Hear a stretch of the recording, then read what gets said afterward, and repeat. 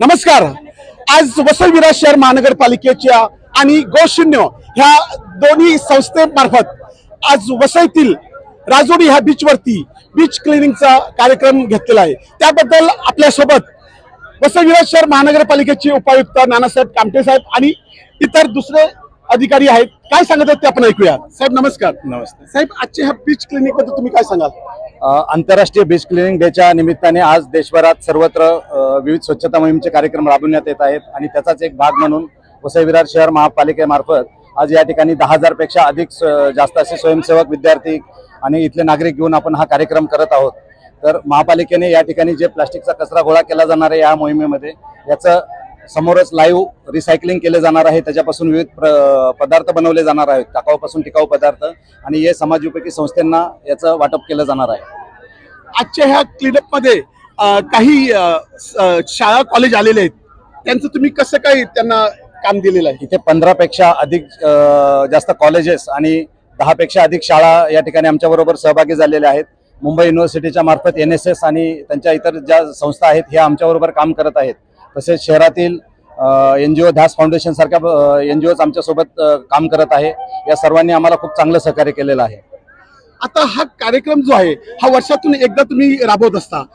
असा कार्यक्रम एक एक कॉलेजला तुम्ही एक महिन्याला कॉलेजची निवड करून एक वसईतील अजून दुसरे बीच आहेत ते निवड करून तुम्ही जर त्यांना दिले ते अजून बीच स्वच्छ होण्यासाठी मदत होऊ शकेल, यासाठी तुमचा काही संकल्प आहे का? निश्चितच सध्या दिलेला जो कार्यक्रम आहे हा केंद्र शासनाच्या आदेशानुसार आणि त्यांच्या नियोजनानुसार आंतरराष्ट्रीय बीच दिनचा कार्यक्रम म्हणून हा केलेला आहे। यापुढे महापालिका विविध संस्थांना, कॉलेजला बरोबर घेऊन आपण जे शहराच्या हद्दीतील जेवढे आपल्याकडे बीच आहेत ते बीच आपण 1 बाय 1 क्लीन करण्यासाठीचे प्रयत्न करणार आहोत। आपल्यासोबत अजून देखील अधिकारी आहेत। भक्ती मॅडम ह्या आरोग्य विभाग बघतात, ते काय सांगतात ते देखील ऐकूया। आज आपण इकडे इंटरनॅशनल बीच क्लिनिंग डे या प्रोग्रामसाठी जमलेलो आहोत। इकडे 10,000 पेक्षा जास्त लोक सहभागी झाले आहेत आणि त्याचबरोबर आपण इकडे लाईव्ह रिसायकल सुद्धा दाखवत आहोत। तर जसं आपण सर्वच जाणतो की आपण इकडे मुख्यतः प्लास्टिकवर त्याचं केंद्रीकरण केलेलं आहे। प्लास्टिक हे आपल्या म्हणजे ह्युमन बॉडीसाठीच नाही तर पाण्यामध्ये ते मिक्स होऊन आणि त्या पाण्यामधल्या जीवजंतूंसाठी पण ते तितकंच हजार्डियस आहे आणि ते कुठे ना कुठे विशेष सायकल बनून आपल्यापर्यंत पण पोहोचतं आहे। कारण जसं ते पाण्याच्या जीवजंतूंना जर ते हजार्डियस आहे तर तेच आपण जर कंझ्युम केलं तर कुठे ना कुठे आपल्यापर्यंत पण पोहोचतं आणि जसं आपण भेसळयुक्त वगैरे सर्व ऐकतोय आजकाल, तर प्लास्टिक हे अत्यंत आपल्या सर्वांच्याच हेल्थसाठी हानिकारक आहे। तर हा एक वेगळा उपक्रम आपण त्याच एक इंटेन्शननी घेतला आहोत की प्लास्टिक आपण कसं आपल्या जीवनातून त्याला कमीत कमी काढून आपल्या हेल्थवर त्याचे होणारे परिणाम आपण मिटवू शकतो। थँक्यू। तळेकर साहेब देखील आहेत, ते काय सांगतात ते देखील ऐकूया। नमस्कार।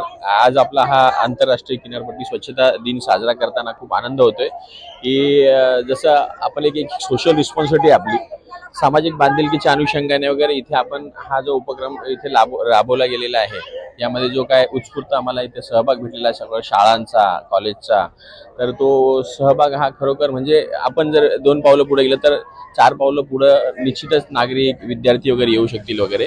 आणि तसंच आमच्या महापालिकेचं यापुढेही असंच योजना किंवा संकल्प असेल वगैरे की संपूर्ण शहराची स्वच्छता राबवण्यासाठी वगैरे आम्ही पब्लिक पार्टिसिपेशन घेण्याचा नेहमी प्रयत्न करू।